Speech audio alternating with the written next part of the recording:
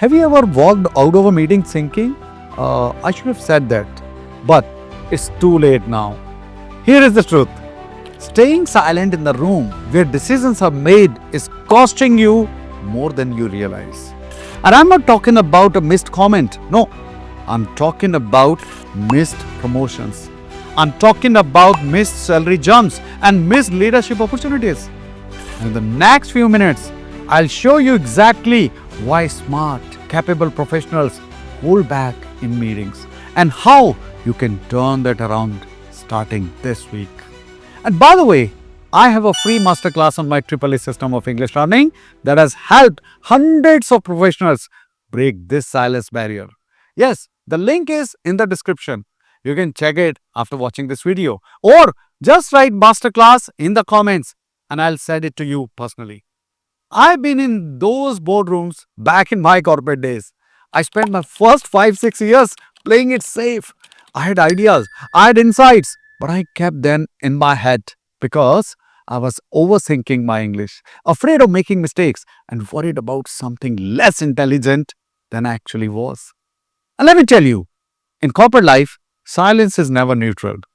It is interpreted as a lack of confidence, lack of preparation, or even lack of competence. Yes, in a minute, I'll share the exact 3-step formula I teach my students, including one Fortune 500 manager, Mukesh, who used it to get 3 multinational leadership offers in just 2 months. But first, let's understand why this happens to even the smartest people in the room. There are 3 main reasons smart professionals stay quiet. Number 1, fear of imperfect English. You think if I make a grammatical mistake or mispronounce a word, I look foolish. But in reality, clarity beats perfection every time.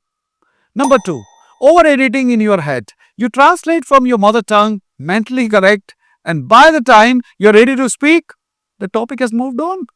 Number 3, not knowing the entry points. You're waiting for the perfect moment to speak. But in fast corporate discussions, that moment rarely comes. Gift wrapped. Sanjana, one of my students, was in exactly this situation. Mid-level manager in Fortune 500 company, highly skilled but invisible in meetings. We worked on 3 things. Number 1, structured thinking. So her ideas were always presentation ready. 2, micro expressions and body language so she looked engaged even before speaking. 3, simple English frameworks to make spontaneous speaking easy. And 2 months later, not only was she speaking up, she was leading discussions. And offers followed. Now here's how you can do it too. My 3-part framework for breaking the silence with examples you can use in your very next meeting. Step 1, pre-meeting preparation. The 10-minute power drill. Don't just walk into a meeting and hope you'll have something to say. Spend 10 minutes before each meeting doing 2 things. 1, scan the agenda or past meeting notes and think, what can I comment on, support, or question? 2, write 2-3 bullet points, not sentences. For example, update on client's feedback or suggest idea for reducing turnaround time or ask for clarification on project budget. Now this way, you're walking in with ammo. Yes, even if the discussion moves fast, you can say, from the client update we got last week, I believe we could shorten turnaround by implementing new strategies. See the difference? You're not scrambling for ideas on the spot. You have already prepared them. And step 2 is flag and flow technique. Enter without interrupting. So many professionals think speaking up means starting a discussion. But the easiest way is to enter into one that is already happening. For example, someone says, I think we should launch the campaign earlier. And how do you respond? You say, oh, I would like to add to that. Launching earlier could also give us more time for feedback. Or you may say, I agree with you. And one more thing we could consider is whatever you can add. You're not hijacking the conversation. No, you're flowing into it.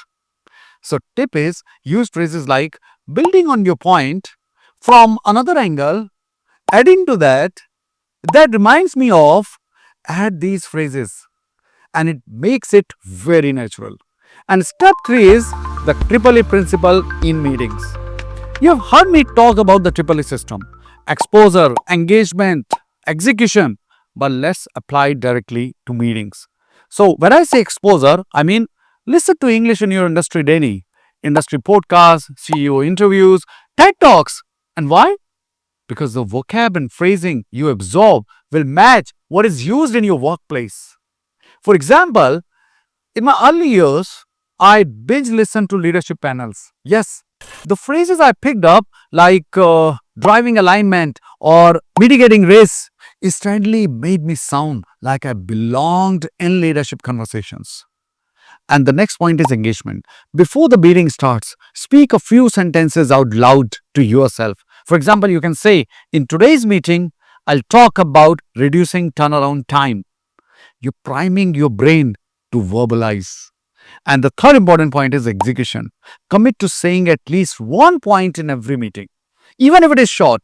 For example, just say, I just want to highlight that this will also impact the delivery timeline. Short, relevant, and visible. Step 4 is short chunk speaking. Kill the monster. The fear of making mistakes leads to long pauses. Instead, break your point into short, confident chunks. For example, instead of what I think is maybe we can try changing the design slightly. No, say one quick thought. Let's try a slight design change that could solve the feedback issue. So it's a shorter sentence and less chances to lose your flow. Step 5 is the pre-agreed trick. Yes, instant confidence boost. If you know a point you want to make might get pushed back, start by agreeing with something someone else said. For example, say, I completely agree with what Anita said about deadlines. And to add, we might also want to. Now, this positions you as collaborative, not confrontational, which makes speaking up less intimidating. And step 6, ask the right questions. Leadership in a sentence. You don't always have to give answers to be noticed. Asking smart questions can make you stand out even more. For example, you can ask questions like, okay, how does this align with our overall strategy? Or what is the biggest risk if we delay this? Or you can ask, how can we make this client update more impactful? Now, these signal strategic thinking, and you can prepare a couple in advance. Step 7 is post-meeting visibility. So now you have to extend the impact. Speaking in the meeting is step 1, but you can double your visibility by sending a short follow-up email. Great discussion today. Based on the points we discussed, here is a quick summary of my thoughts. So you can write like this. Now, this cements your contribution and makes you memorable even after the meeting ends. Now, one of my students started doing just 3 of these steps consistently, and he went from invisible to being asked for his opinion first in meetings. Now, within 2 months, his visibility led to interviews, and he had 3 leadership offers on the table. I'll share in a moment the single question that can make you sound like the smartest person in the room, even if you speak for less than 30 seconds. But first, I want you to know this. If you are sitting in meetings, doing the work, hitting the deadlines, but still being passed over, it's not just unfair, it is expensive. Because every time you stay silent, you're not just avoiding a mistake, you're avoiding an opportunity to be remembered. That question I mentioned? Oh, it's this. How does this decision align with our bigger goal? Now, it is powerful because it positions you as someone who thinks strategically, and it works in almost all discussions. So, the next time you walk into the meeting, remember, speak early. Keep it simple and use frameworks that make you sound confident without overthinking. And if you want to go deeper, learn my complete Triple E system of English learning, the same one that helped Kapil land 3 leadership offers in 2 months. Watch my free masterclass. The link is in the description. And by the way, you can write masterclass in the comments and I'll send it to you personally. Remember, Your seat at the table is earned by your contribution.